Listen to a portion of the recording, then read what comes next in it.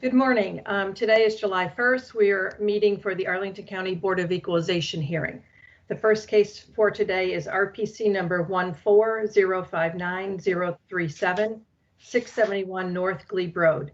Speaking on behalf of the agent is Ms. Rachel Brown. Ms. Brown, you can start with your 8 minutes to tell us about your property. Great. Good morning, everyone. The main issue that faces this building is the large amount of vacant and rolling space. Avalon Bay was in about 73,000 square feet. They recently moved out in April 2020, and there are 2 other leases in the building expiring in 2022 and 2023. And this was all in transition before COVID hit, and now it's likely going to take even longer to stabilize this building. The main tenant in the building now is E-Trade in about 100,000 square feet. They renewed their lease last year. Their rent decreased from $48 to $43, and the owners were responsible for about $8.5 million in tenant and building improvements in relation to the renewal. The owners also gave the tenants 6 months free rent as a part of that renewal. So first we looked at the actual 2019 NOI, and we capped that at the assessor's cap rate, and that indicates a value of $94 million. And the owners are projecting the 2020 NOI to be at least $500,000 less than it was in 2019. In addition to the actual, we did a stabilized income approach, and we mirrored the assessor's assumptions, but we increased the vacancy from 5% to 10%. And the 10% is what the assessor had used preliminarily, and we looked at the Ballston submarket office vacancy rates, and it's well over 20%, and it's not projected to get any better anytime soon. And this stabilized approach does take a deduction for lease up, but it does not include any free rent. And lastly, we submitted a CBRE appraisal as of August 2019, and that indicates a value of $93.8 million.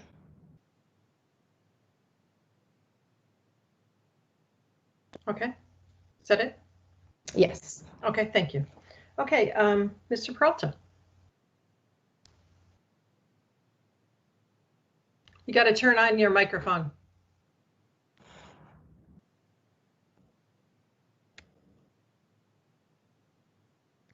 No, it's still not turned on.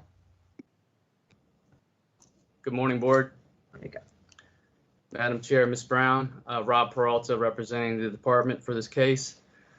This case, when you look at the history of this property, we believe the original assessment is well supported.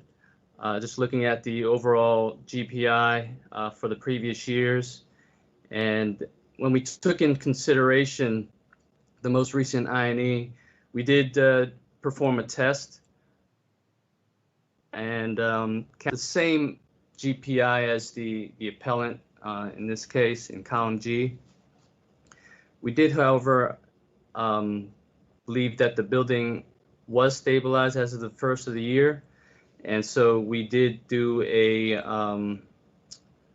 smaller percentage than what the appellant had suggested, but we did capture the excess vacancy below the line, understanding that the Avalon Bay did secure a lease at another building in the county, and so we were able to confirm that.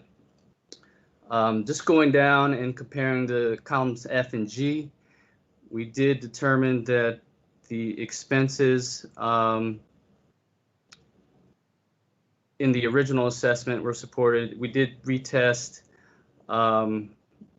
and allow for more expenses in the test, and which was slightly higher than what the appellant is asking for. Just to clarify, when you compare the below the line deductions, because that is the main difference here that I see, the appellant is including, as she mentioned, 2022 and 2023 vacancies, which again, our assessments are yearly, and we do look at what is current. in the building.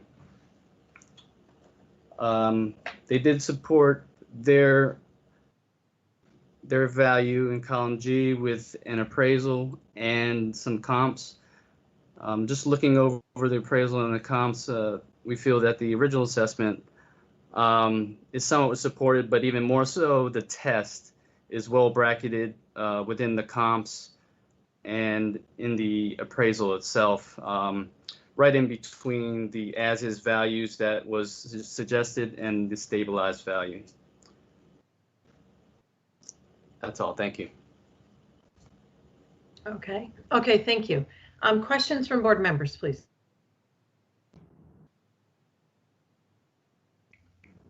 Mr. Matzkin. A question for the appellant. I heard you talk about, and then I think a follow-on for the department. I thought I heard you talk about Avalon Bay moving out in 2020 and a real potential for a bunch more vacancies in 2022 and 2023, I think, but in the future anyway, and the department's already mentioned that we get to out years in the out years. What I see though is in the department's test and also in its original, in its test below the line offsetting of big vacancies. But I didn't hear you, the appellant, mention in just before January 1st, 2020, what the big vacancies were such that the department wrote them off below the line. So did I miss some vacancies that happened in late 2019 or during 2019? The owner was, Avalon Bay indicated to the owner that they would be moving out. They terminated their lease or did not renew their lease in 2019. They moved out in 2020. Right. So for the department, that follow-on question is, you're writing off as of January 1st, 2020, anticipated vacancy and not real vacancy. Is that right? Right. What we did, what I did mention during my initial opening was that we were able to secure and understand that they secured another lease within another building in Arlington, and we were assessing that building. We will be. I'm sorry. We're supposed to give a supplement to their assessment. Huh? What? Ken, if I may. Please. So Avalon Bay actually announced, I think it was around last year or so, that they had signed a lease in the new building 4040 Wilson that was being constructed. Right. So they terminated that lease and they moved out April 2020 this year. So we've discussed this a bit in the past, to acknowledge like when a large tenant states that they're moving out in the future, like how can we recognize that? And this was published in multiple media sources that they were moving out, and it was verified, as Rob stated. The difference between the Avalon Bay and the 2022 and 2023 leases, Avalon Bay stated, we're not coming back, we're moving down the street, whereas the 2022 and the 2023 leases, this is just speculations about whether or not they'll renew. We don't know if they'll renew or not. So that's why we recognize Avalon Bay, and we're not recognizing the 2022 and the 2023 leases that were mentioned. Okay, so that's a department policy. You know a vacancy is about to happen. It's in the next calendar year, but it's close enough that you're going to account for it in this calendar year. You know, meaning January 1st, 2020. That's just your policy. That's how you go about it. Yes, that's something that we started doing, trying to, because it was also reflected in some sales we've seen in the past as well, where they had 100% occupancy, but then the property sold, and part of the sale transaction information spoke about a major tenant telling the owner they would not renew and they would be leaving in a year or the following year. And you account for that. God bless. Okay, thank you. All right. Other questions from board members? Mr. Lawson.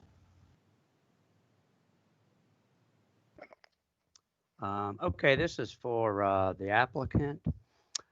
You have a above the line 977,000 for vacancy, and then you have another below the line 3,150,000. Aren't you taking advantage of the vacancy twice? Well, the above the line is just a stabilized vacancy based on the market. The below the line is excess vacancy, so as it sits vacant and rent loss, as they try to secure a new tenant on that space. And the difference between, I agree with the comment that the basic difference is below the line. And then on, I think it's TI, the county has 4 million and you have 8 million. How do you justify the 8 million? Sorry, let me grab mine. Looking at his. This has come up a whole lot recently, and that's why I'm asking. On the, sorry, you were asking about the TIs? Tenant improvements. Yeah, They I only have, so we're using 4 million. I believe we mirrored, the only difference is the vacancy percentage. So that also is below the line, the 10%. So that changes the number slightly from the assessor, but No, I guess what I'm asking is how did you get 8,289,000 for TI?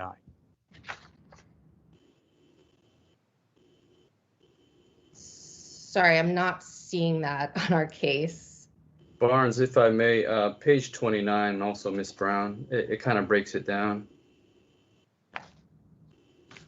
From our board case, I'm looking at Yes. 4 million.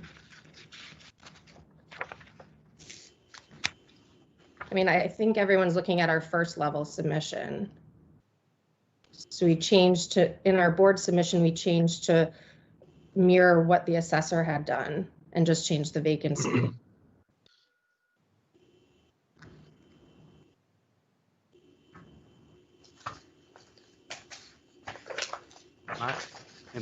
I'm confused.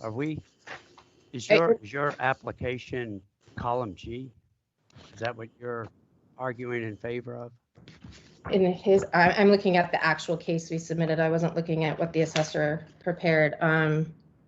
No, that's our first level submission, not what we submitted to the board.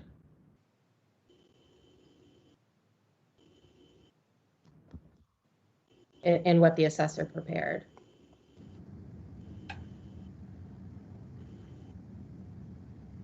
What's the appellant's estimate of value? Because we have two different numbers. We have one that's 98,325,470. That's our board submission.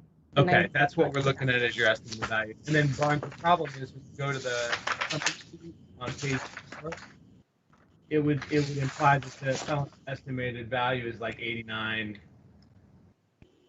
Yeah, that was our first level submission, which again, we've revised. Yeah. For the board. So I think that's the difference in your TI line there. Yeah, our TI at the board is only the 4 million, 4.1 million.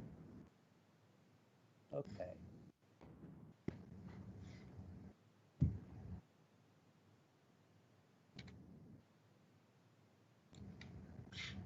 Okay, I have a question for the county, just to confirm. When you did the original assessment, what was the vacancy rate that you thought you had?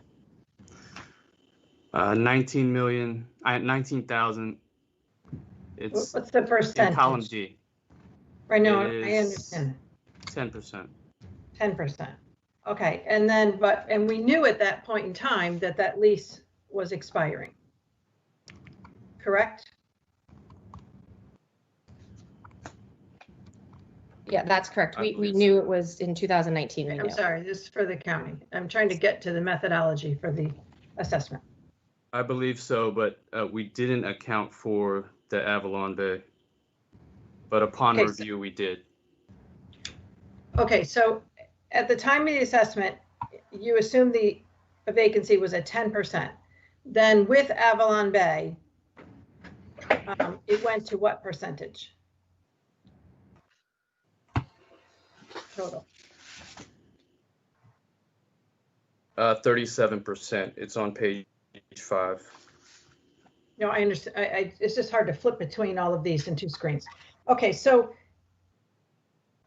my question is then, when we did the test, why did we put the vacancy back down to 5% when for that trend area, it would have been higher, and then did less below the line? We recognize that the building was technically still physically 5% versus we did account for the excess below the line. That's typically how we handled it in the past. Right, and that's what I assumed, but what you just told me was at the time of the assessment, before Avalon, you had it at 10% vacancy. Little over. I'm sorry? Correct.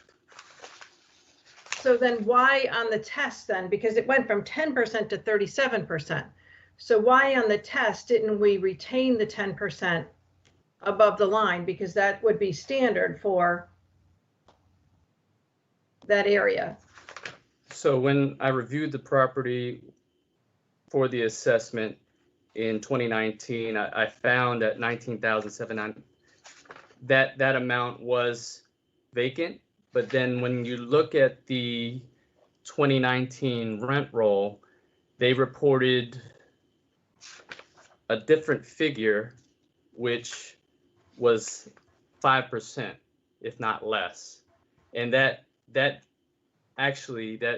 square feet vacant that they reported was in all actuality the swing space that one of the tenants were in. So if you see on column E, it is 0 for the rent roll in column E based on the rent roll.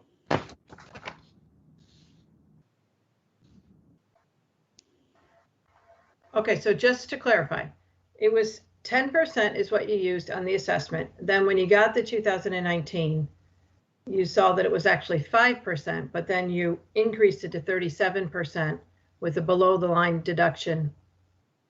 Correct. To effect for Avalon. Correct. That, okay. All right. Other questions from board members? Wow. No. Mr. Hoffman. Yeah, Rob, just for clarification, we're using the 1998 office building guideline cap rate for Boston bid. Is that where the 6.9 came from? Correct. And is it just rounded up? Because I was just looking at Yes. the guidelines. Okay, so it's 6.895, but we're just rounded up on the sheet to save Correct. space. Okay. Well, what happens is in the system it rounds it up, but we input exactly what it is on the guideline sheet. All right. It's a I don't know if we're going to be wanting to change this at all, but it is a small amount of difference in every assessment that uses that 6.895 versus 6.9. We're technically under assessing by a very small amount, but it could be $100,000 on a building like this. So I don't know if we want to make that correction. We could do it here, or we could just ask the county to see what they can do.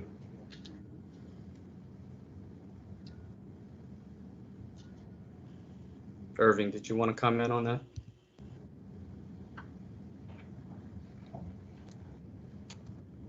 You said it's an underassessment. Well, what are you referring to exactly? I mean, are you referring to the summary sheet, the test sheet?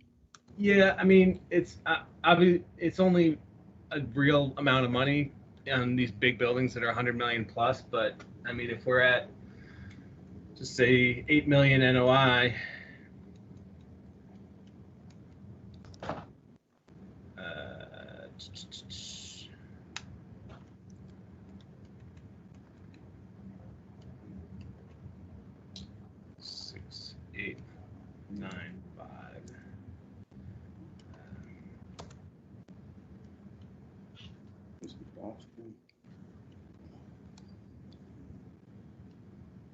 the difference is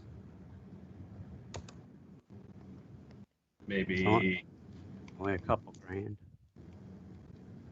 $85,000 on the assessment. I mean, It's not a huge amount relative to the property, but if it was my house, I'd really care if it was, you know, assessed $85,000 higher than it should be or lower than it should be. So I don't know if that's something we could fix in the system, or just do it as long as it's applied evenly. That might be. It's definitely applied evenly. Yeah.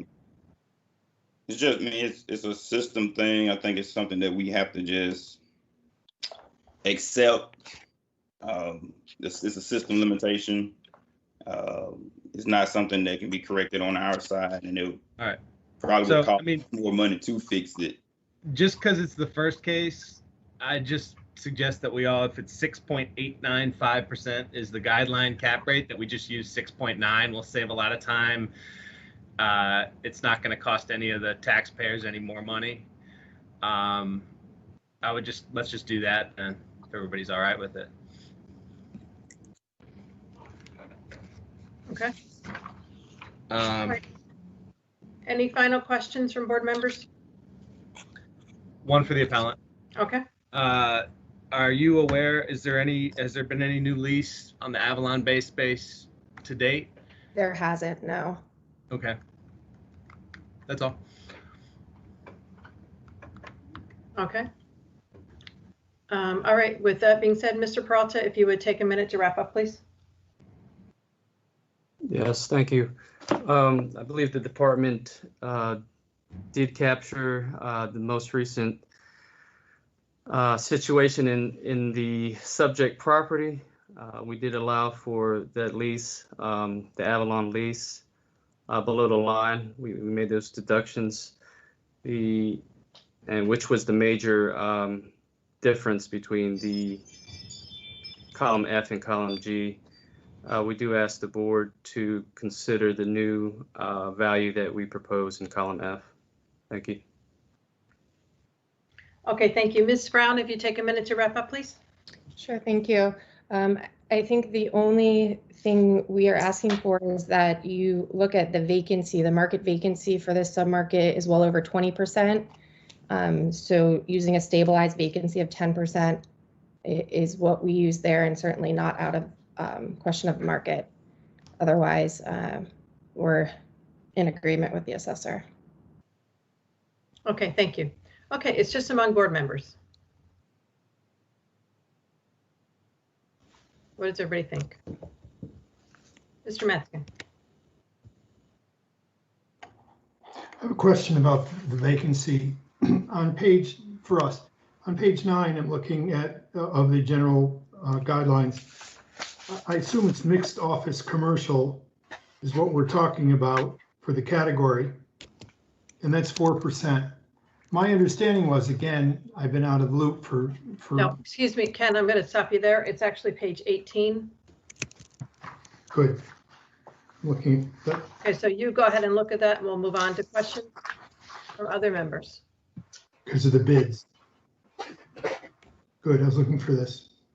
Good, somebody else. Mr. Lawson. I guess the issue for the board is on column F, do we go with 5 or 10%? Right. I think that's the question we decide. And with that question comes, do we count or not count Avalon Bay moving out? Well, I think that was the question I asked of why it got adjusted that way. And Mr. Peralta said after going through the rent rolls that it was actually less than 5%, and the Avalon Bay is captured below the line. So that answered my question on that issue. Mary, is Avalon Bay captured below the line? Yeah. How? In rent loss? In rent loss, right. Rent loss. Which again is proactive for the county, because historically we would, say, well, they were collecting rent through the end of the year and we wouldn't do it until next year. So, I certainly applaud the county for changing the guideline to look at moving forward what those potential losses would be and impact to value. It's been a lot of our discussion in the past. Yeah. Because even though it expires, 2 months into this year, it still impacts value. And they were notified a year ago. Yeah.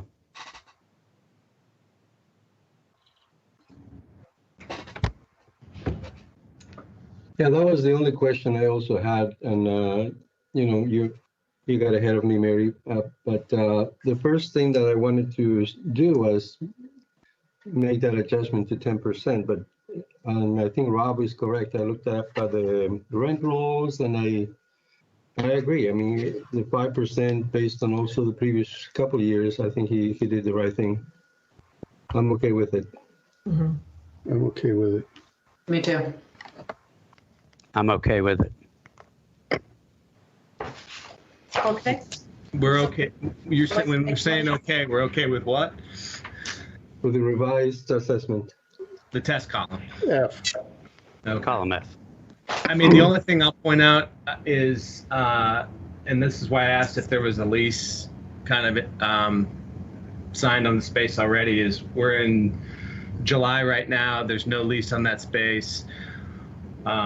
Even assuming they got something in the fourth quarter, that's that 1 year of rent loss gone, right? And then all we have is $70 in leasing commissions, or $70 in TI and leasing commissions, assuming a 5-year deal.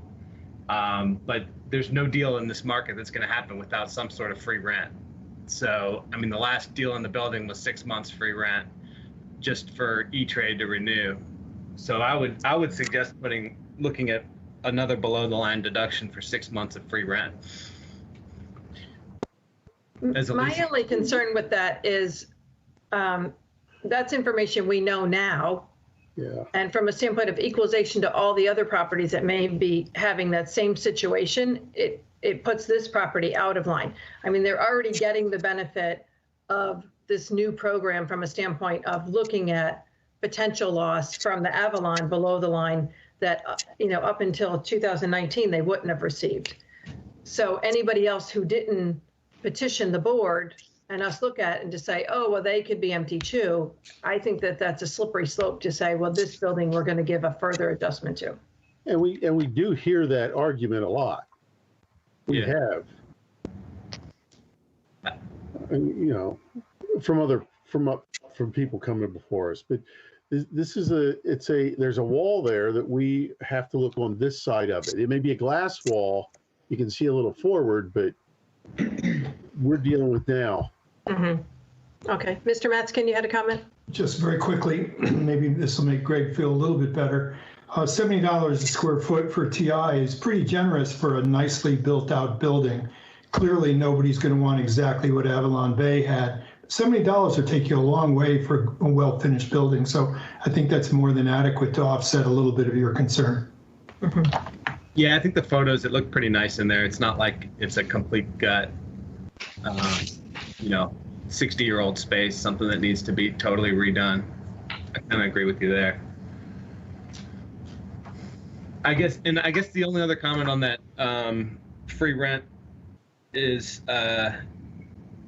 if there was a lease signed before next year, then I guess we would be looking at the effective rent rate of that new tenant, and it would encompass whatever free rent would be built into that lease, not the face rent. So that would kind of carry through to the NOI, and we'd look at it next year.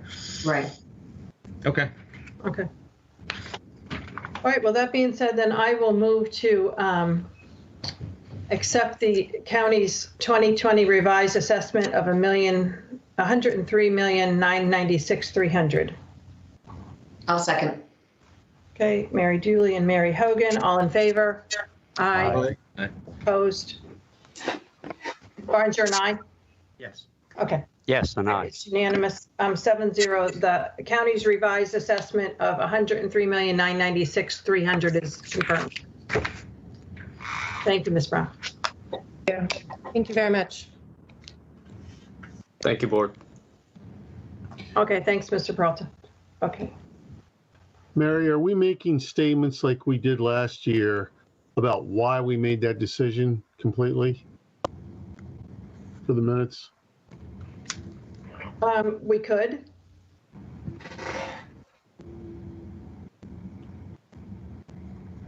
You know, in this instance, I would say accepting it is we've Right. accepted the logic of how they came up with it.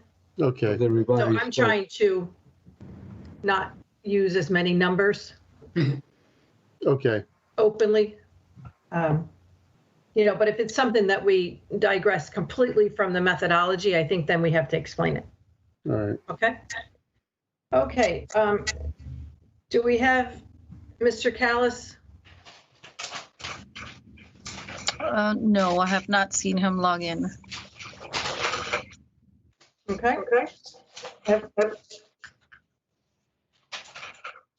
All right, we move to the second case on the agenda, RPC 01009. I'm sorry, 01019-009, 2900 North Sycamore Street. So with the absence of the appellant, Ms. Roskin, if you'd begin and tell us about the property, please.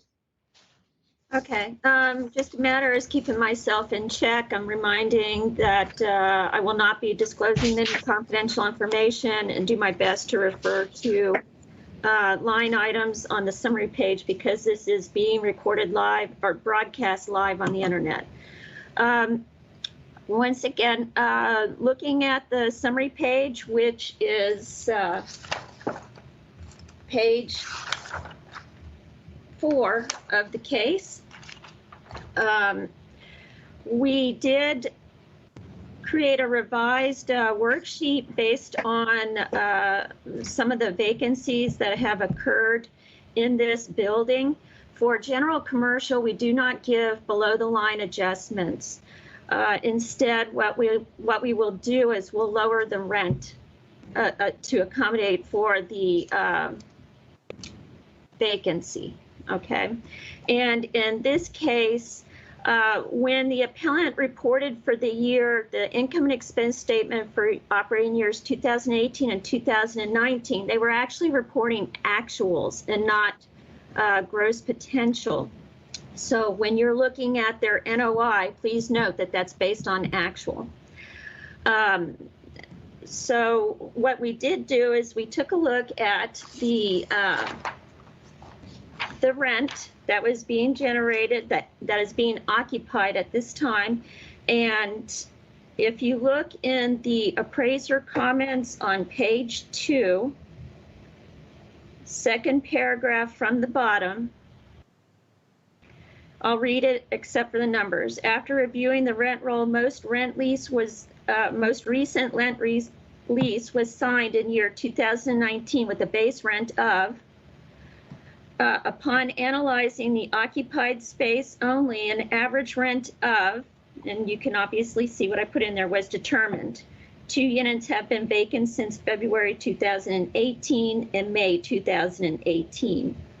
So when we developed the average rent, as I said, in the revised worksheet, we lowered the rent to accommodate for those additional vacancy, which comes out to 10.7%. During the departmental hearing with the appellant, he did say since then he has filled one of the spaces, but we will be recognizing that next year. As I said, we did account for the additional vacancy, and we asked that you recognize the revised column F for the value. I'm done. Thanks. Okay, thank you. Questions from board members? No? Okay. Mr. Lawson. Did you give any consideration to the environmental report? Yes, we did, and it is our policy. I'm going to let Irving to help supplement what I'm going to say, but it is the policy within the county, that if they have actually gone through remediation, they've actually spent dollars to remediate an environmental risk, then we will adjust the assessment of one-time adjustment based on that. According to the environmental report that the appellant submitted if you look on page 35, and I'll give you a moment if you'd like to look.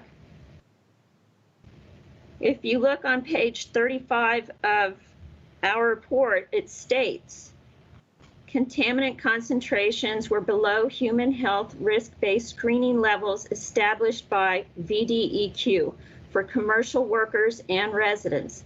Based on these results, there is no apparent human health risk to persons who might be exposed to contaminants in the soil or groundwater. So I went further on to ask the appellant if he voluntarily enrolled in the VRP for the state to remediate. He stated no. Okay, Mr. Matskin. Turn your microphone on, please. Thank you.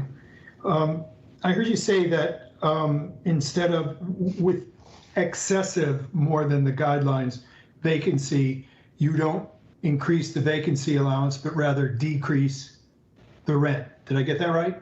Yes, sir, that's correct. Okay, great. And and of course, as you have on page 2, that there's a physical vacancy as of January 1st of 10.7%, but the rent in columns D versus F is down only 2%. So the rent in column D is less than what is shown in the rent roll. Well, E is last year. Last year, yeah. When you look at the rent analysis on page 6, okay, you take the rent that's being generated by the spaces that are actually occupied and divide that by the net leasable area that is actually occupied at 15,025 square feet. You'll come up with the number that I stated in that paragraph in my appraiser comments, the second paragraph from the bottom. Right. Yeah, so that's less than what we're using in column D, because we didn't have that information at the time that we valued column D. Yeah, but I'm looking at your revised, your test revised worksheet to accommodate the 10.7% actual vacancy. It's not anywhere close to the numbers either in that second to bottom paragraph in page 2 or columns D, E, or columns D and E. It's only about 2%. And of course, it's 0.01% or something between D and E. I mean, it's 10 cents a square foot. But I expected in your test in F, or your revision, that it would be about 10% or 11% less. And again, it's not even, again, to accommodate, unless it's maybe supposed to be 7%, 10% minus the 3% standard. So also keep in mind, when we're reducing the rent, it's being capitalized. Versus when you see big office, and the big office summary pages, and they're offering below the line adjustments, that's not capitalized. It's small. Right. Okay, so when you're doing it above the line, it's capitalized. It's bigger number. Let me think about that. Thank you. Other questions? No? Okay, Ms. Roskin, if you take a minute to tell us any final comments, please. Yes, once again, I'm just asking that the board recognize column F, which we did reduce based on the additional vacancy. And once again, the appellant did provide us a report, an environmental report. However, as I stated before, there was nothing detrimental to human health or groundwater, and the appellant chose not to enroll in making any remediation to the site. That's it. Thank you. Okay, thank you. Okay, it's just among board members.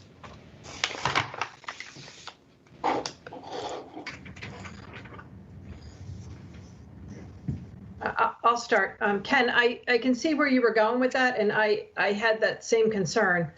It looks like under the revised, it basically pretty much took, what was reported in 2019. And I too struggled a little bit that the EGI is certainly not adjusted based on what Ms. Roskin said, oh, well, we adjust the rents to absorb that vacancy.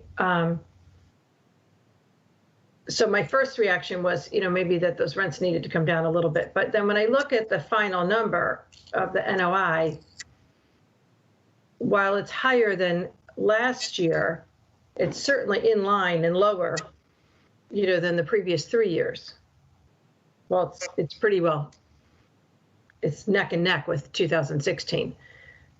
From a standpoint of stabilizing, like it looks like, yes, it did have a tougher year in 2019. And possibly if we see the same situation in 2020, then we've got a different trend. But I'd just be interested in hearing what other folks have to say, but I could have gone either way, but I'm leaning more towards, the revision took most of it into account. I think one point also that we're now looking, that may make a little bit of a difference, that what's reported on column E, it has a less amount of net leasable area. And I think that makes a difference, that on the point that Ken was making, that it doesn't show that it's much of a difference, but I think the owner is reporting the actuals and not including the vacant space that he had, because every other number has the 16,819 square feet. That's a good point. So I'm okay with the revised. I think the original assessment was okay, but I think it was a good way to do a revised number based on the vacancies.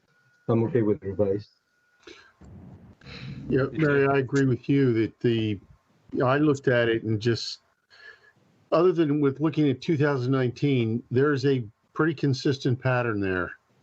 And it does look very stabilized in that. And I agree, we'll see what happens next year if there's a reason to really change this, if it is going down. Mm-hmm.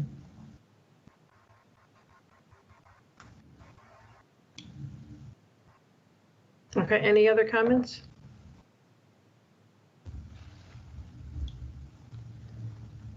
All right, well, I guess if no one's going to speak up, I will go ahead and move to accept the county's revised amount of $10,033,900 for this year. I'll second that. Okay, motion and a second by Jose. All in favor?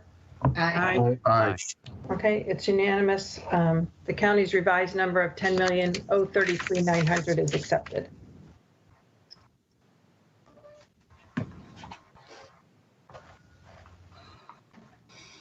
Okay. I think I saw Mr. Wilson earlier. Yes, he's here. He's here? Okay. Yes. Good morning, Mr. Wilson. Let's let everyone get that up. Okay. Okay, then third case on the agenda is RPC 09-002-001, 5400 Lee Highway. Mr. Wilson, you can start and tell us about your property. Okay, this is a neighborhood store center that has 3 tenants, 18,729 square feet. It's on a trapezoid-shaped parcel, 1.78 acres of land. And I'm looking at, from the board memo, page 34 is our summary page, where we've noted 2 different valuation approaches, direct capitalization, where we arrived at a value of $9,251,100, and also looking at sales data from CoStar, came to a value of $8,456,000. The prior year's assessment was $9,009,000, and the noted overall opinion of value, which is just an average of the sales and the direct capitalization, shows a value of $8,853,600, but I would revise to note that our actual contention of value and amend our are filing to be $9,251,100, which is our direct capitalization. On page 35, there's a quick summary of the tenants. All three tenants their leases are up at the end of January 2022. This is an older center. It was built in 1961. And their rents range, their minimum rents outside of the pass-throughs and all that range from $34 up to $43. On page 36 is a summary of the past 3 years P&Ls, which the P&Ls have been included as well, but this is just a summary of the 3 years. You can see the net operating income at the very bottom for 17, 18, and 19, and this, I'll note that's after property tax, 676,000 in 17, 694 in 18, and 638 in 19. So overall, it's trending slightly downward, but pretty stable. When you go to the top half of that page, you'll see collected minimum rentals not really changing much at all. 749, 754, 747. They also have a temporary tenant that in 2017 that occupies space on the parking lot of 21,500, 15,000 in 18, and 10,000 in 19. Our direct capitalization income approach is on page 37. And we're just going right with the actuals from 2019. We start with the minimum rental amount, $747,787. We include with that all of the pass-through amount that they receive, $80,000 in common area maintenance that they receive from their three tenants.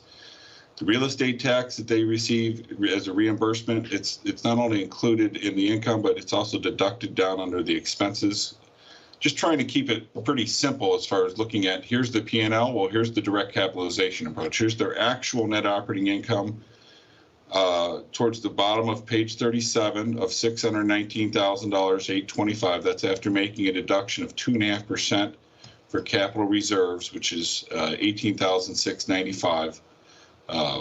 The overall expense ratio, when you include not only the property taxes, but all of the pass-through items that they collect from the tenants, but then they also pay right out for the different operating expenses, is 33.5%. If you were to deduct out the pass-throughs that ultimately aren't impacting the value, it would be a lot lower, but and also deducting out the property taxes on both the top and the bottom. We used an overall capitalization rate of 6.7%, which is $9,251,000 or $493 a square foot. Just a comparison of what we did versus the county's approach, which I'll go to page 3 of the county's report, page 3 of the memo. You can see that we're pretty close on revenue. Column D versus column F. Column D is the county's approach. They have a revenue of 983. We're at 960. Again, we're basing ours on actual, which I'll note that includes. You'll see at the very top the rental amount, 758 for the county versus 747. But they've included the $10,000 that you see on line 8 of column F. They've just combined it into line 2. The pass-throughs are pretty similar. It's 209 for the county, 202. Now here's the difference. The county has only included $190,000 for the expenses versus we've included the full $340,000 of expenses that I just went through. So it seems to me that the county is taking into consideration the pass-throughs on the income side, but then not recognizing the fact that those are in turn immediately paid out as operating expenses. Just flipping back down to page 36 again. you can see again that there's the roughly $200,000 in the pass-throughs, which includes real estate tax and CAM, common area maintenance, 202,000. I'm looking at the far right column, 2019, and there's all the expenses down there that associate with all of that, which is $321,000. Now the county's only using roughly $190,000. So they're taking all the incoming side on the income side, but they are not recognizing the expense side of those common area maintenance items and the real estate tax. There's some additional pages that I've included in here, including page 39, just talking about what commercial properties like this, older properties that are selling for. And this is just the summary page, the profile page from CoStar on page 39.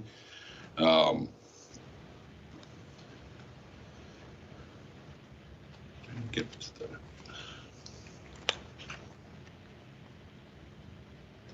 the middle of the page, under market conditions, the submarket sales activity, it shows the average sale price per square foot at $382 a square foot. Again, this property is being assessed, proposed for 2020 at $582 a square foot, almost 80% higher than what the average is for this submarket. So we're pretty close on cap rate. I believe the county is using 7%. I'm a little bit lower, a little more conservative at 6.7.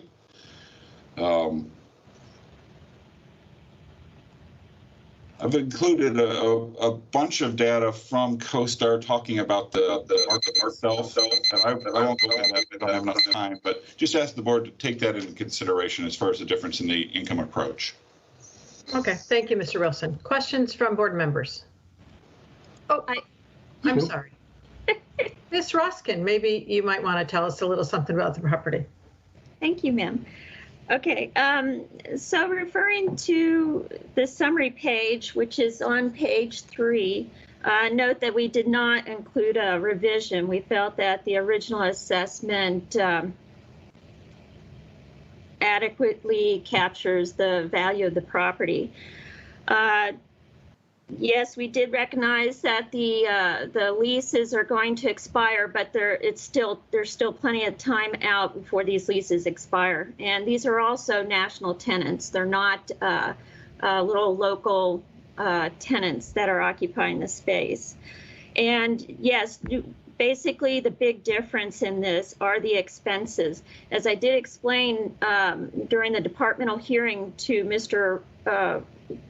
Wilson, that our cap rate is loaded, okay?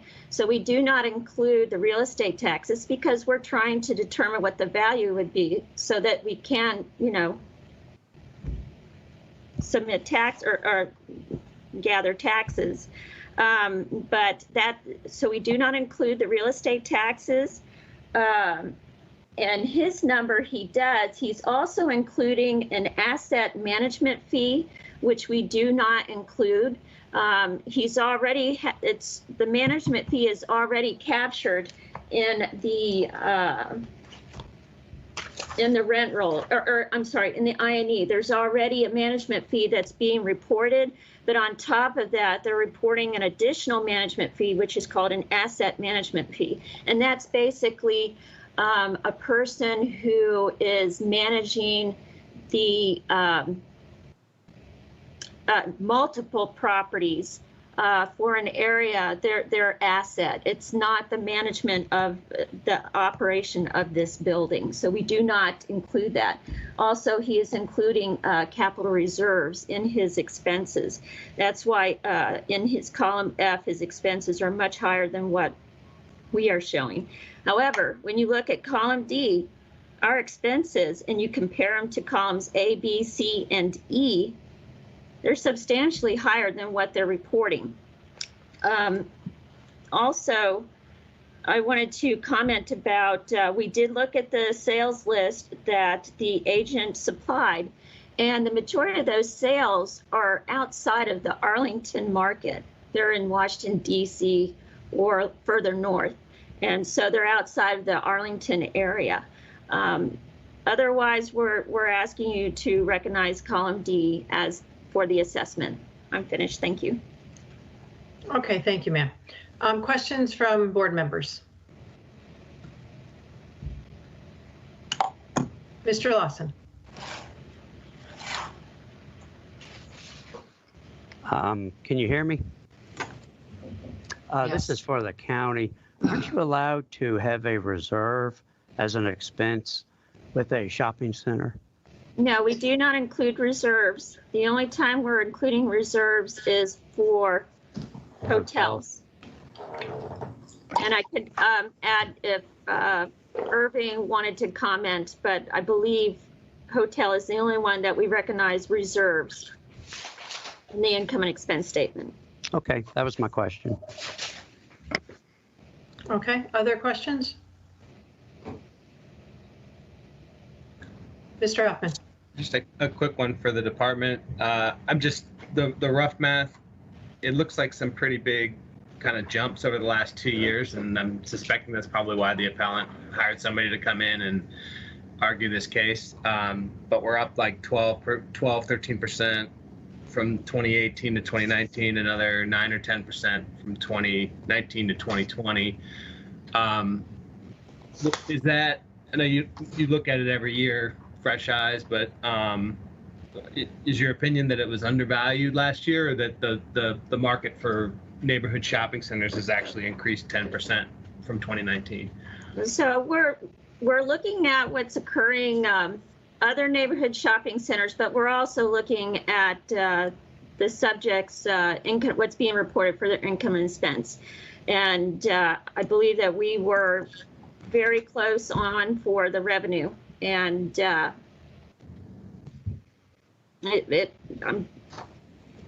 NOI is less than what they're reporting. So does that answer your question? If it was underassessed, then we're trying to follow what the trend is with the income, with what's being reported. And keep in mind, we only had 2018. We didn't have 2019. Okay, that makes sense if you didn't have that information. Okay, any final questions? No? Oh, you know what? I have one more. Were there any comp sales that, like, within Arlington of shopping, either a strip center or a standalone CVS or anything like that we could point to as a comparable cap rate? Because, I mean, just my opinion is that CVS is generally traded a little bit lower than, you know, your mom and pop tenants. If you could give me a moment.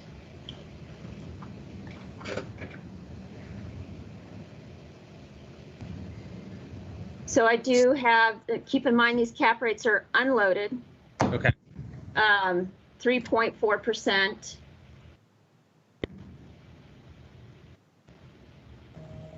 What year was that?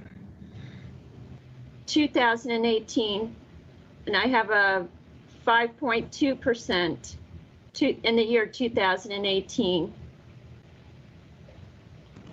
Those are both CVS leased. Not CVS, they're retail. Retail, okay. Retail, PCC 211. Let's see. I have another one at 6.16. And keep in mind, like I said, those are unloaded. Okay, thanks. Mr. Lawson. For the county, isn't the cap rate for this type commercial 7% in Fairfax as well? Or do you know? Can you say that again, please? I didn't quite hear you. Isn't the cap rate that the county is using the same in Fairfax? I do not know that, sir. Okay, no final questions?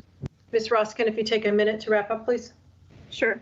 Once again, I'm just asking the board to recognize that our original assessment we believe is fair and equitable. Our expenses we're actually reporting are using are higher than what's being reported for the years 2016 through 2019. And we do not include real estate tax in those expenses, asset management fee, or capital reserves when we're valuing these particular property types. Thanks. Okay, thank you. Mr. Wilson, if you take a minute to wrap up, please. Thank you. I'd just like to point out again on page 3 of the county's approach, the pass-through revenue items that they added of $209,000 includes property tax, over $120,000 in reimbursed property tax. So it's being loaded down at the bottom, but it's also being added at the top. So they're getting a double whammy here by including it as a revenue item, but not an expense item. Because it's not obviously being included on the expense side, but it is definitely being included as part of the pass-through. Of their total pass-through, going back to our page,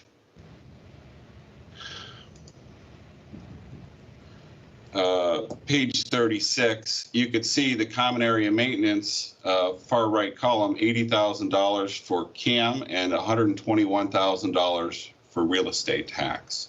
The total is roughly 209.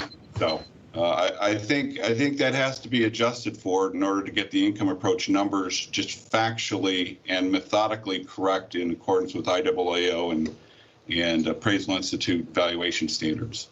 Okay, thank you, sir. Okay, it's just among the board.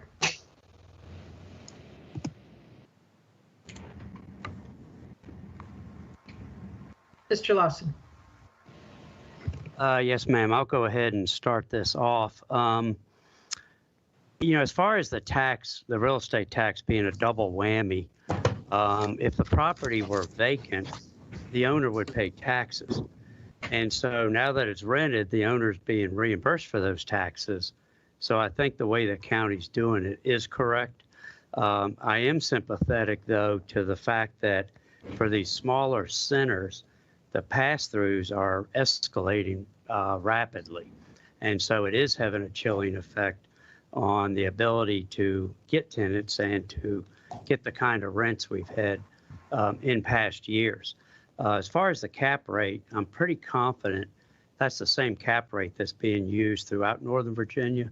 I don't know that for sure, but I think it is. And, you know, I guess bottom line, I'm okay with the county. Mr. Matzkin? I'd like to pursue what Mr. Lawson just said. It's okay to include as income reimbursements for real estate tax, but it's not okay as for common area maintenance, as for insurance premiums on the building, but it's not okay to include it as an expense, as everyone does common area maintenance and insurance premiums. I'm not sure. I don't follow that logic from you or the county. I think it's just taxes. Yeah, real estate taxes. It's right. I think it's just real estate taxes. That's always exempt from expenses, but never exempt from pass-throughs, reimbursements. Help me, Mary, but I think it's common throughout the Commonwealth that you don't get to deduct your real estate tax as an expense. Correct. I know not mortgage expense. I don't want to speak for the whole Commonwealth, but I know from an equalization standpoint for Arlington County, you know, they do not include it. Okay, question asked and answered. And Ken, just to, you know, if you went to CVS and said you no longer have to reimburse this real estate tax, the landlord's going to pay it. They're just going to pay a higher face rent. So it's going to go in one bucket or another.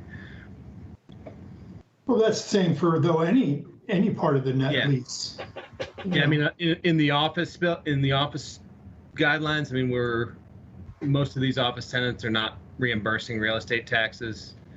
It's an expense on the landlord side, but they don't get to deduct that. So it's kind of the same treatment across all the different properties. I guess what I'm saying is I think I understand what you're saying, Barnes, and I'm on board with it. Oh, yeah, I don't know how I've missed this over the last 12 years. Maybe I got it 8 years ago and have forgotten it. Okay, Okay. thank you. Okay, other, I'm okay with the assessment the way it is right now. I'm okay with the assessment.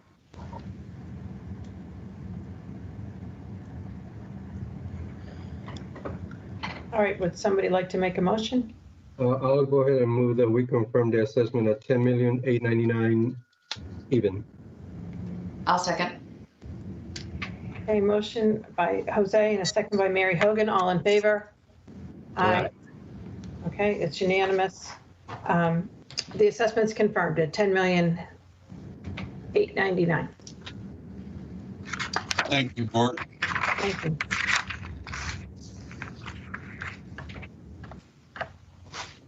Okay, do people want to take a 5-minute break? Yeah, I'll Okay. go for that. It's 10:09, so we'll be back around 10:14. Okay, Thank you. thank you.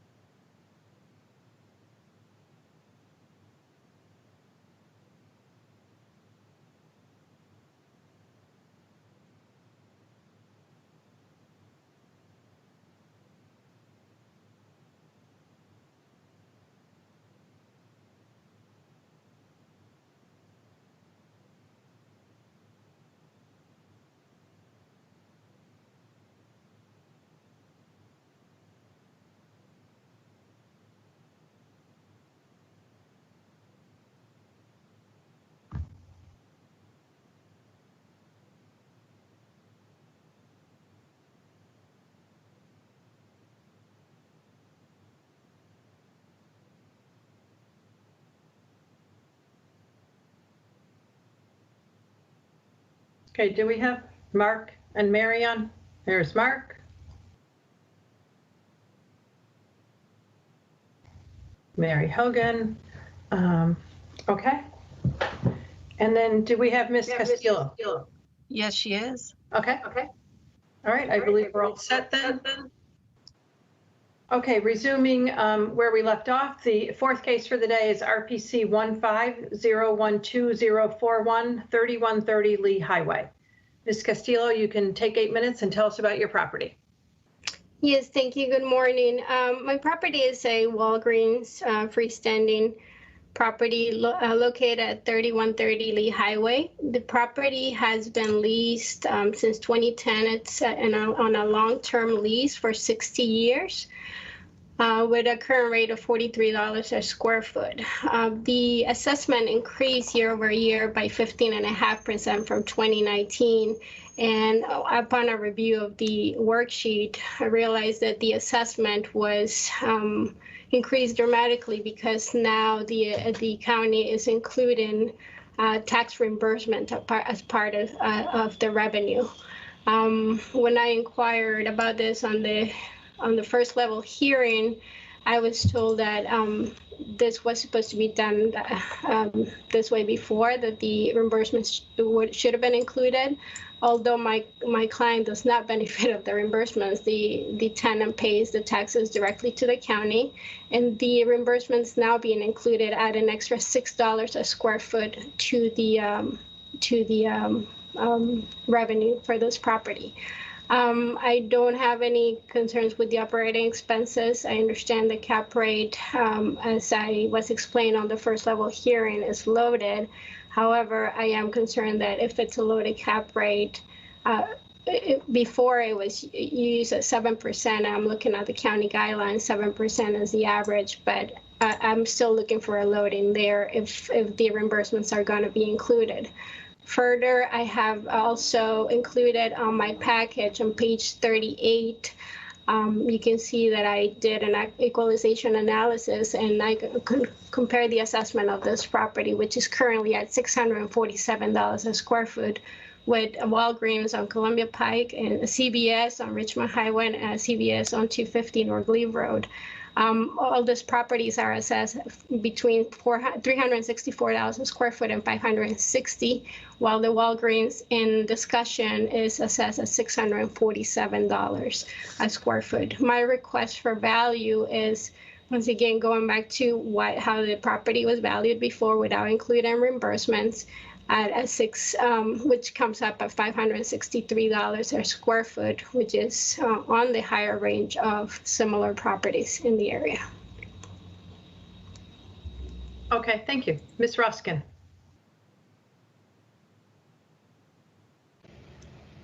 I'm unmuted now. Sorry about that. Okay. Yes, we do recognize that this has a long-term lease. And the issue is not necessarily the revenue, but the real estate tax being included as pass-through. It is our policy that we do include real estate tax revenue. However, this was missed. And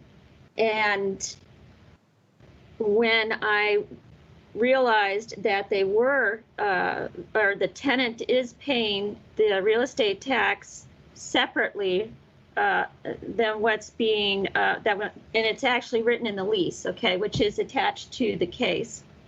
When I realized that last year, I had included that in the assessment, and that is why the assessment increased so much, is because now we're recognizing the real estate taxes pass through.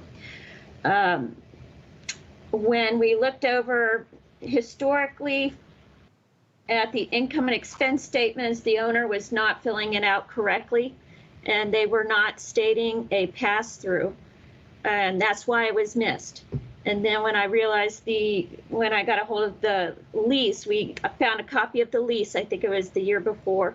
Then we read through it and realized that the tenant is responsible for the real estate taxes above and beyond what is the rent that's stated on the summary page. Otherwise, that's it. Thank you. Okay, thank you. Questions from board members?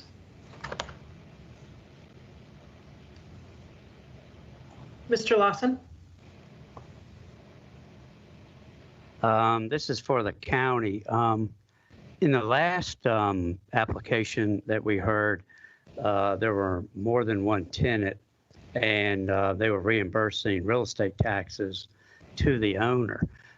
This is a ground lease, apparently 60 years in length, and that's a little bit of a different animal. Given that it's a ground lease, does the county still think it's appropriate to tax the owner on the fact that the real estate tax is paying directly by the tenant? Yes, to compare this equally with all of the owners across the county. Okay, so you have gross leases and you have triple net leases, and we try to equalize those. That's why we ask for all this information in the income and expense statement. We like it broken out so that we can actually measure what is the base rent, and we're applying base rent, and then we're applying real estate tax, excuse me, for what's being reimbursed. So this is customary that we do this for all properties when it's realized, when we are made aware of it. Does that answer your question? It does. I have one question for the applicant. Do you have any administrative expenses with this? I know it's a ground lease, but I would think there'd be some. Yes, and the expenses reported by my client, their bigger shop, are very minimal. Expenses included on my analysis is 2%. So aside from the management and just oversight of the property, there's not a lot there. And once again, I don't disagree with the expenses. And just to also be clear, my client has not reported reimbursements because they don't collect this. Until 2018, they facilitated the payment from the tenant to the county, but the tenant is required, as Ms. Ruskin explained, by the lease to pay the taxes directly to the county. Okay, Mr. Metzger. Directly on the real estate issue, I'm looking at columns A through,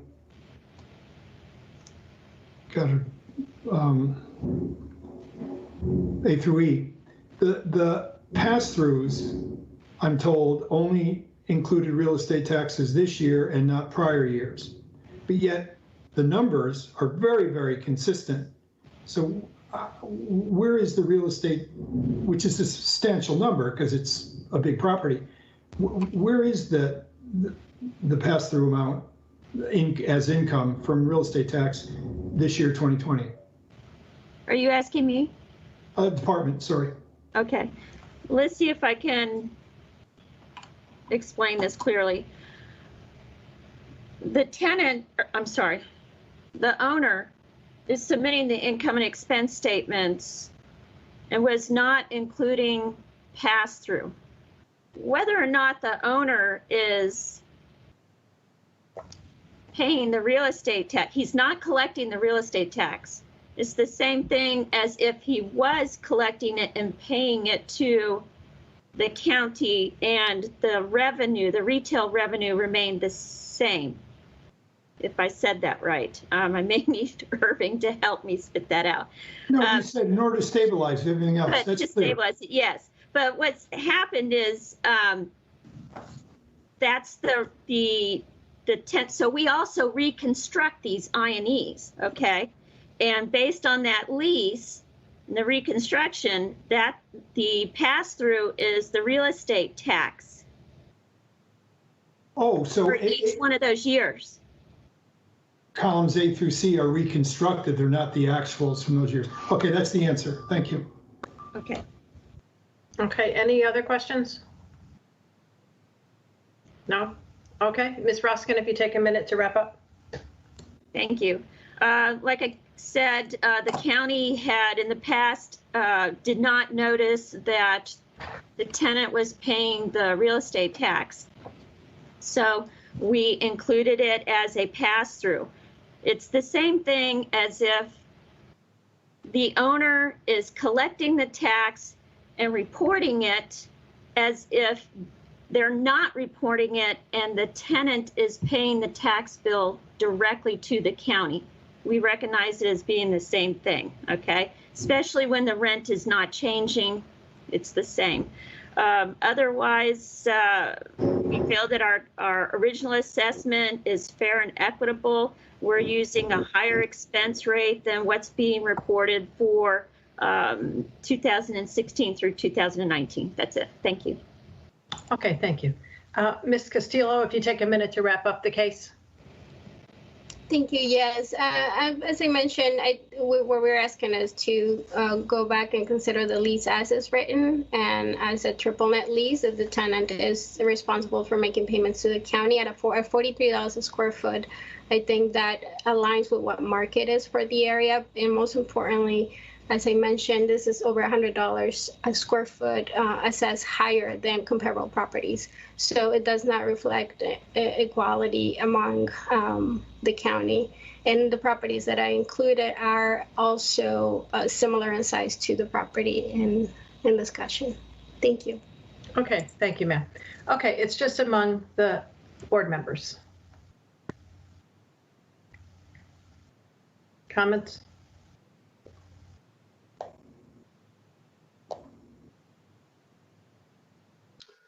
I think it's pretty clear. I don't think that there's any way to make any changes, looking at the NOIs and the expenses that the county is considering. I think they're more generous than the actual numbers. Yeah, I agree. I mean, and the issue, and this isn't the first time that we've heard about the reimbursement of the taxes and then not getting it as an expense. But I mean, the bottom line is Greg tried to, paraphrase it a little simpler earlier. In this case, when you look at on the grid what they're getting for rent, and if they weren't getting the pass-through, that number would be added to the rent. And they still wouldn't be getting an expense of the real estate taxes like every other property in Arlington. They don't deduct that. So that, from that standpoint, it's equalized. The other point, that kind of jumped out at me, when you look at the history of the assessment, it's really been quite, well, it was flat for 17 and 18, and then it went down in 19, which I don't think this property went down in value.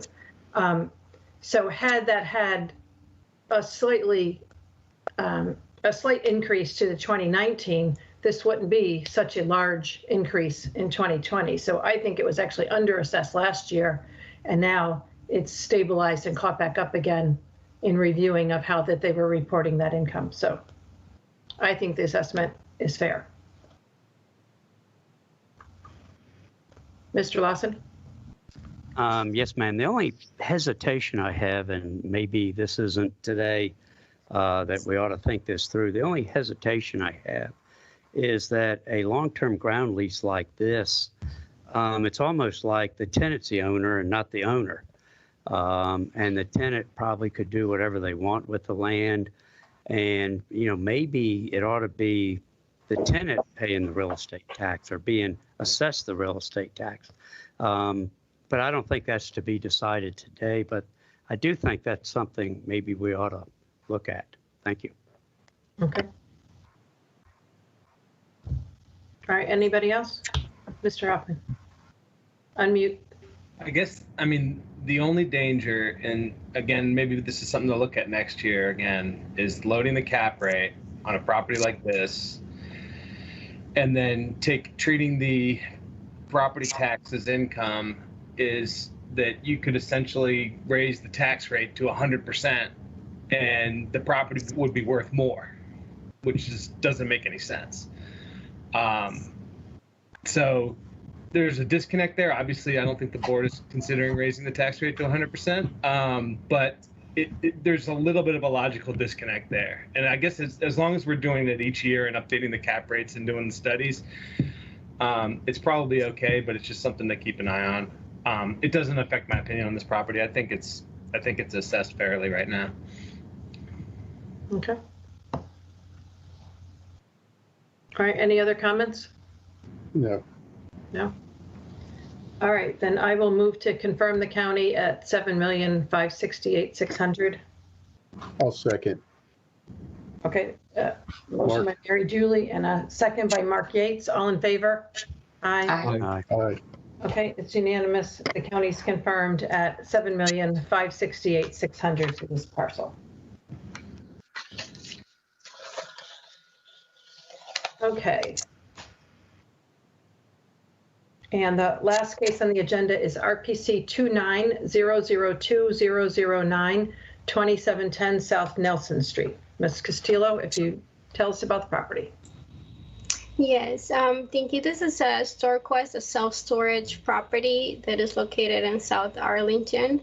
The property, I want to take you to page 4 of the package, and you can see that the income, the revenues have been pretty consistent at this property. Now, the income is reported as effective rate and not the market rate.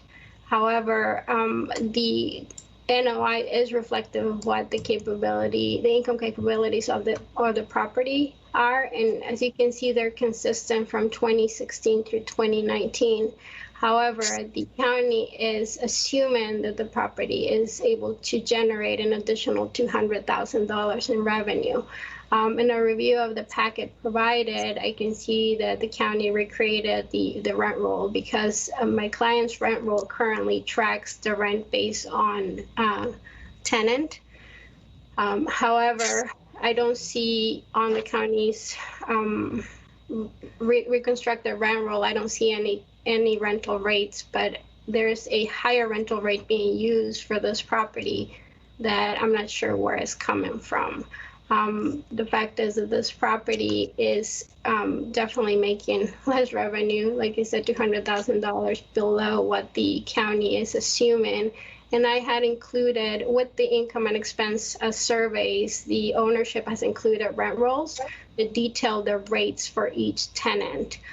So my thought on this is either the rent that the client is receiving needs to be taken into account, or it needs to also be accounted for in the vacancy rate, which right now is only 6%. This property has been consistently vacant about 22% since 2016. It is an odd property. The layout of the property is kind of odd, so it doesn't rent as well. In addition, there's 3 other self-storage facilities within half a mile of the property that pose additional competition for it.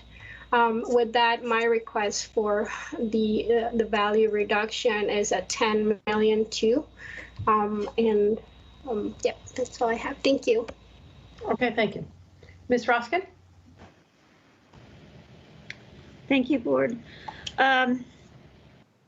With this particular property, the rent roll analysis that I did was we're trying to determine what is the potential gross.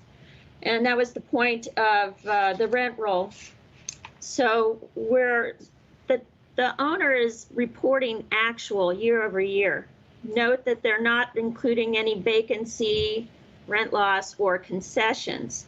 And we do give a stabilized vacancy rate of 6%. So that is why we need to determine, when I look over the entire rent roll, and I'm trying to find out what is the average rent for the occupied spaces. And when we look back over what is being reported for the 2019, we felt that our original assessment is fair and equitable. The agent is including in her expenses under column F. She is including replacement reserves. And once again, we do not include replacement reserves for these property types. The only ones that we do are for hotel. Yes, we did note that it does have a lot of vacancy, and we do understand the competition in the area, but we still believe that column D, the original assessment, is correct. Thank you very much. Okay, thank you. Questions from board members?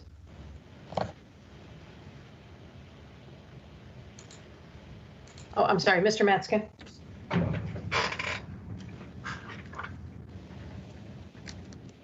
Microphone, Ken. Put your microphone. Thank you. Thank you. First one is 2 questions for the department. First one is the income from storage is very, very stable until this year. And I understood you to say, well, we looked at the potential income and not simply accepted the actual achieved income from the owner.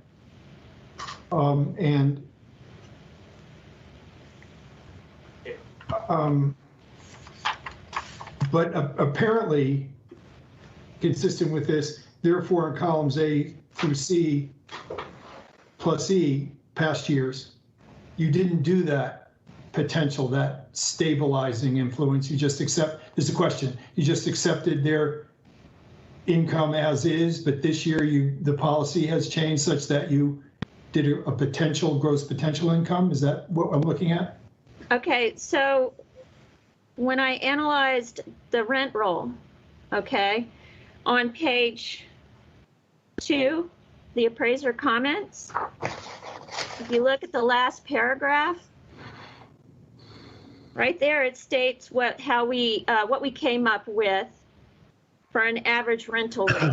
It's the very first sentence on the last paragraph, okay? That's what we determined the average rental rate would be. And that's why I reconstructed, I did a rental analysis. And when you look at the original assessment, the amount that we used was substantially less than what the average rental rate is. If you look on, let's see, the worksheet, let me figure out what page it's on. Page 20 of the packet, you'll see the rental rate that was used in the original assessment is less than what I had determined from the rent analysis, which you find in the last paragraph, page 2 of the appraiser comments. And that paragraph goes on to say that you did the same thing last year as well, which answers the other part of my question. So, but the NOI is so stable for these last bunch of years until this year. Okay, so what happened, the change is, and please bear with me so I can bring the worksheet up. I believe it was the combination of the cap rate changing from 7.25 to 7, and I think it was the vacancy. If you can give me a moment and I can check with the 2019.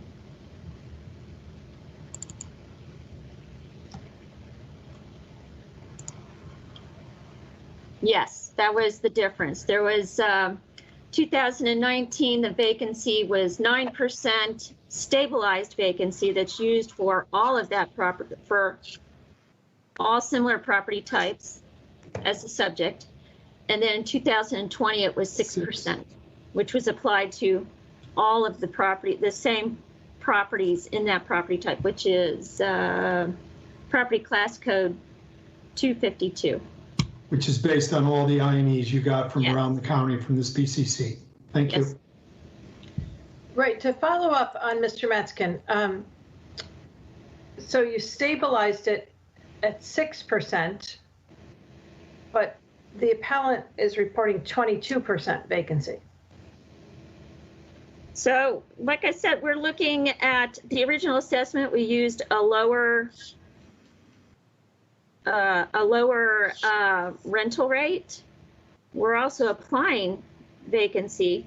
And keep in mind, when you're looking at their history, okay, note that they're not including vacancy. So when you look at their NOI, it's not including the gross potential, and it's not including the vacancy. So that's going to be different than what you see in column D.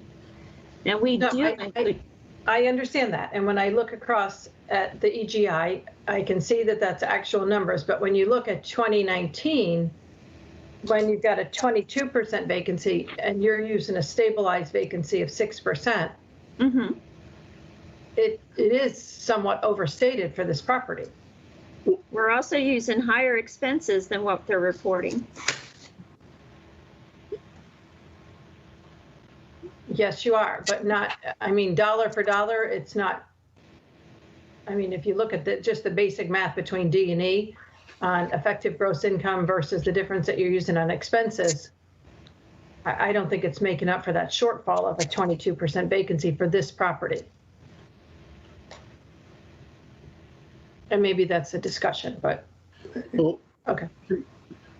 well, am I correct? The county, you said what you did in the prior years is use the average for this tight class with a 9% vacancy and not reflecting what their actual historic vacancy's been of 22%. For 2019, the stabilized vacancy rate was 9%, and we applied that to all of the properties in that property class code. And in 18, If you give me a moment, I will bring up 18. even though they're still running that same about 20-some%.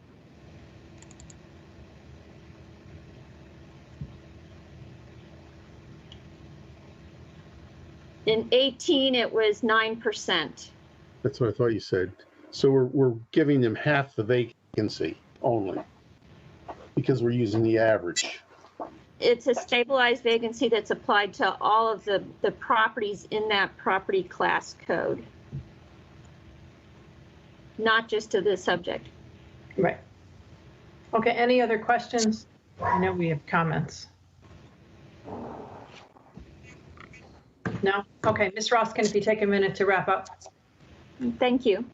Once again, I looked at the rent roll, analyzed it, determined that the original assessment, 2020, the rent that we're using is less than what they're achieving at an average rental rate. And we're applying a stabilized vacancy. Keep in mind, they're only reporting actuals and they're not reporting a vacancy.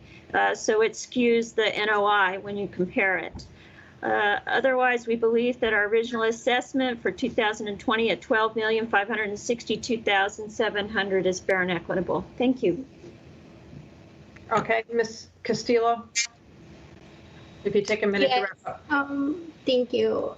Yeah, as mentioned before, Lori's right that they're not reporting vacancy and potential gross income, but I do want to mention that the rent does include vacancy, right? Because they didn't receive any additional rent for the vacant spaces. So my thought on this is that you either take into account vacancy that the property has consistently suffered of, or you reduce the rental rate to reflect this vacancy as well.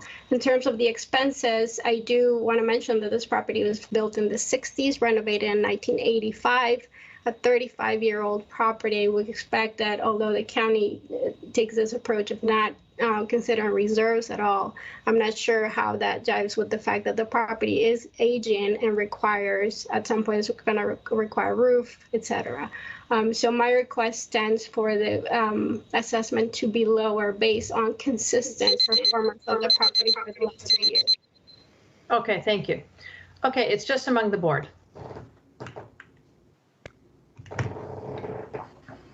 Go ahead, Mr. Metzgen. I have an issue with putting the stabilized, average, reasonable reported vacancy rate for all similar properties and applying it to this property, which has a history of more than, in some years, significantly more than double. 1 year, 2 years, okay, but this seems to be a steady trend. And I would suggest that, and that we, in order to get it not to their actual vacancy rate, but not pegging it at this year's 6% vacancy rate for this type of property, that we double the vacancy rate expense for these folks and apply to a new, and therefore, of course, diminishing the NOI and the assessed value. And I say double so that it's not the actual vacancy rate, but is significantly more than apparently the vacancy rate of their competitors. I agree with that. And it's also that average of 9% is countywide. This area, as was pointed out, has 4 storage properties in that immediate area. So, you know, those storage properties are not possibly reflective of countywide. I don't know. Right, I agree. And I mean, we've seen this before where, you know, they're stabilizing, you know, across the county at 9%, and that works out fine if you're at 6%. But if you're at 22%, you know, they needed the 22 to get the stabilized 9, but it doesn't give them enough of a credit for the actual potential of the property. Well, again, now this year it's 6. Remember that. It had been 9. Right. That's a big difference over several years. Again, I want to emphasize that. It's not just this year only. Mm-hmm. Mr. Lawson?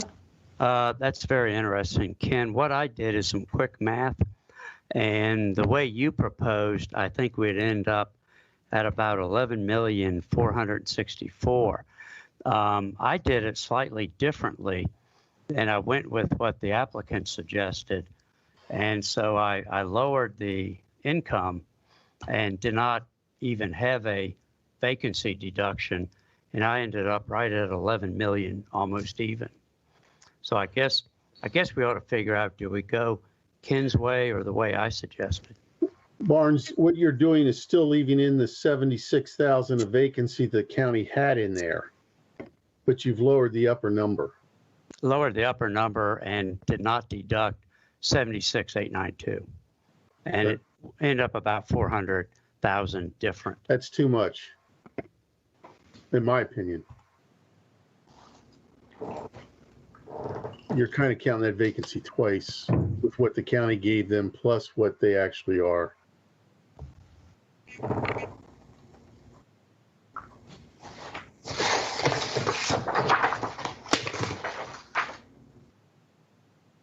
Other thoughts?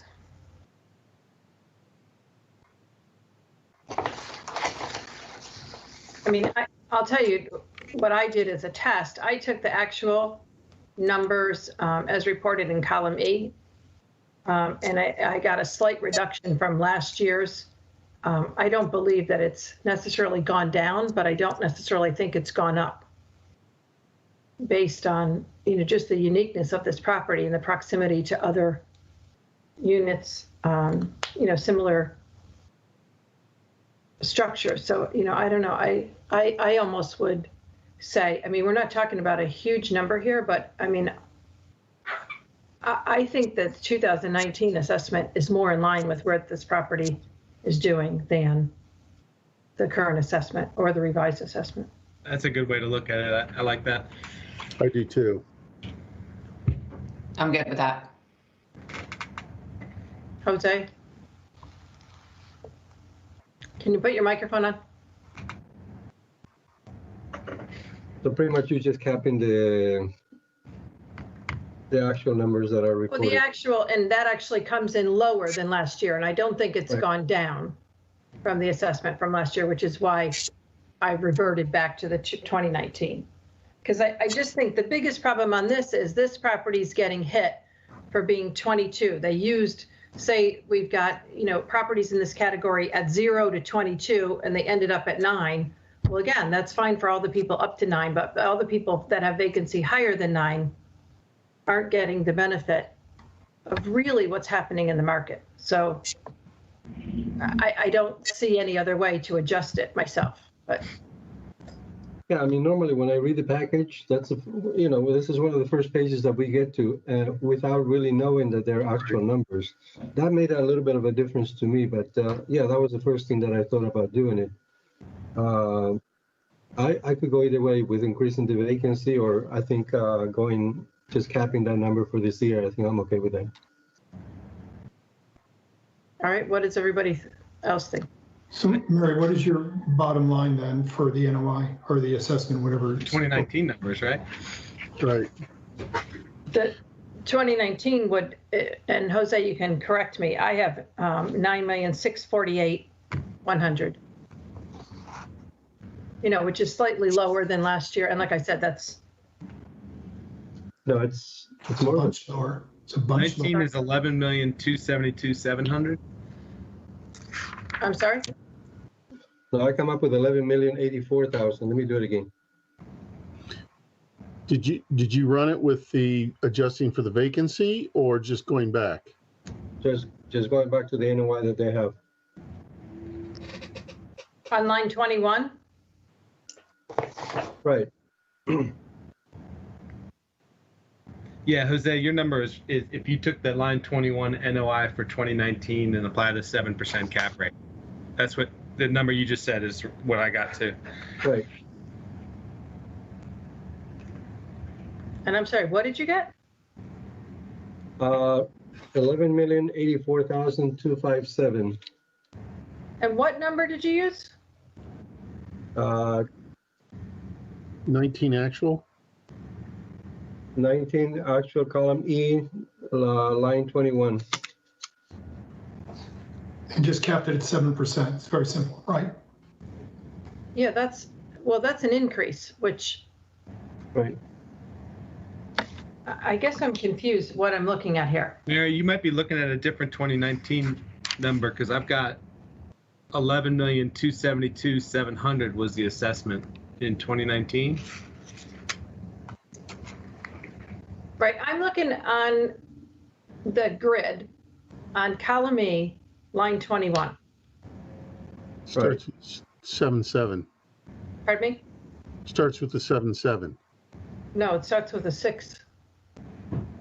Oh, you It's got not it. what I have. I have what Mark has. Yeah. I think this is one of them that Rosa sent out a second set. Could Yeah, this is the second set that was updated. could Lori put it up on the screen? No, Oh, it's Yeah. got proprietary information on it. Oh, that's right. Yeah, I think this was revised, this page, wasn't it? Okay, wait, let me just see.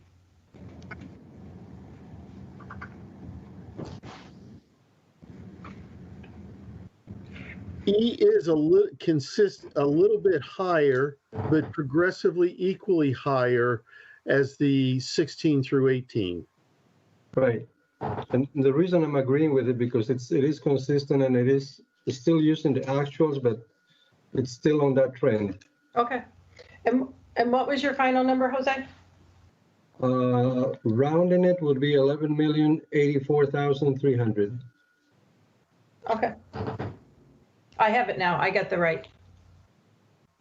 I just want to make an observation. So we're taking and modifying the appellant's methodology for assessing this property versus the department's methodology, again, with our, and everybody feels comfortable with that. An actual versus an average. On this property for this year, yes, because I think we're getting to just about a close number doing it the other way. Well, doing it either way, the bottom line is quite close. Mhm. It's just whose methodology that we adopt to get to that modified number. And I'm good either way, but I would argue that the department's methodology is more in line with what we ought to be doing for all properties in the county that the department assesses. Right. In theory, yes, I would agree with you. But in this property, because of the fact of that high vacancy, I think that's the issue people are having, that they're not getting enough of that. No, I'm saying accounting for the high vacancy. Again, I just threw out doubling the amount from 6 to 12% reduction for vacancy or expense for vacancy. Now, you could say it should be 2.5 times or 1.62 times or something, but I made a significant increase, again, because using the department's otherwise methodology in the other line items. Again, this is quality, not quantity that I'm talking about. But Ken, yours doesn't really totally solve the problem, your methodology. whereas Mary's does. Well, it's Ken, actually Jose's at this point. Jose's. Ken, you're logical, but I agree with Barnes. But adjusting for the vacancy isn't addressing the problem. I thought the problem was vacancy. It's also overstating income. It is from the standpoint you're going from the county's average of 6 to 12, but they're running 22, and historically it was 9. I mean, so they're averaging twice that number, better than twice that number. Mm-hmm. I don't think 12 is sufficient. But again, using the appellant's, Mary and Jose's, I'm following Barnes' logic here. The other way of doing it by just simply capping 1219 at the new cap rate. Again, my 12% is arbitrary. I'm just trying to get somewhere between the rest of the county and this historical trend here. So I'm not wedded to it. I mean, it's just, again, trying to get a median number. But in Jose and Mary's, instead, that's better, Barnes thinks, because fill in the blank so I feel 100% confident. Comfortable. Mary Hogan, where are you on this? Unmute. I'm sorry? I'm with, I can't hear you.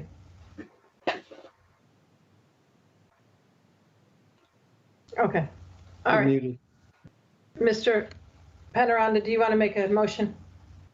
Yeah, I mean, I can understand Ken's point, but I think if we do that, the NOI would be a lot higher that we would use doing that way. So I'm not really comfortable going with, it'll be more than 800,000. Oh, no, 300,000. 3.5, 350,000. If we do a 6%, I mean, 12% vacancy, the NOI that I come up with is 802,000. So yeah, to me, it's a little bit higher. It is higher. Oh, okay. Well, fine. All right, I'll make a motion to reduce the assessment for this year to 11,084,300. I'll second. Okay, we have a motion by Jose and a second by Mr. Lawson. All in favor? Aye. Aye. Opposed? Okay, it's unanimous. It's reduced to 11,084,300 based on the actual income and expenses reported for this year. And vacancy. Just to make note, that's less than 2019 assessment. Yes.